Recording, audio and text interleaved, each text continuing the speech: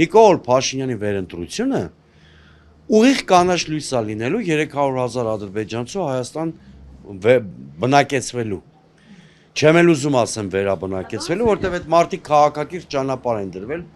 30 քանի տարի առաջ։ Բայց սրանց զուգահեռ օրինակ իշխանության ներկայացուցիչները այսպես անդադ հավաստիացումներ են տալիս, թե Նիկոլ Փաշինյանը, թե այսպես տարբեր իրենց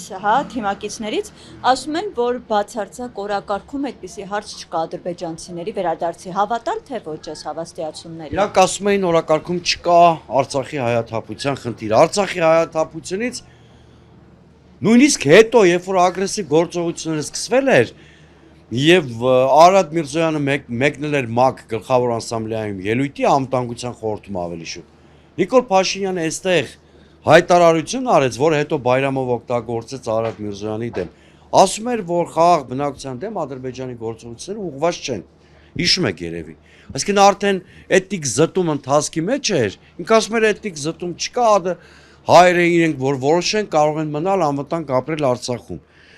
Նիկոլ Փաշինյանը ասել է Արցախը Հայաստանը եւ վերջի։ Հիմա դուք դատեք կամ մեր հերոստատիտողը թող դատի Նիկոլ Փաշինյանի հայտարարությունները ինչքանով են իրական։ Հիմա էլ նա ասում է նույնիսկ սահմանադրության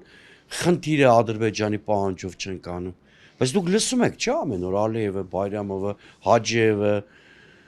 ինչեր են խոսում մեր սահմանադրության փոփոխության անհրաժեշտության մասին։ Մարդը բացահայտորեն ասում է, միջև չփոխեք խաղաղության պայմանագրի տակ իմ ստորագրությունը չեմ դնելու։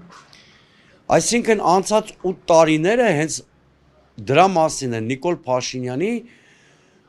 հայտարարությունների եւ հետո մի հատ այլ իրականության մեջ, որը բացարձակ կապ չի ունեցել իր հնչեցրած կանխատեսումների հայտարարությունների հետ։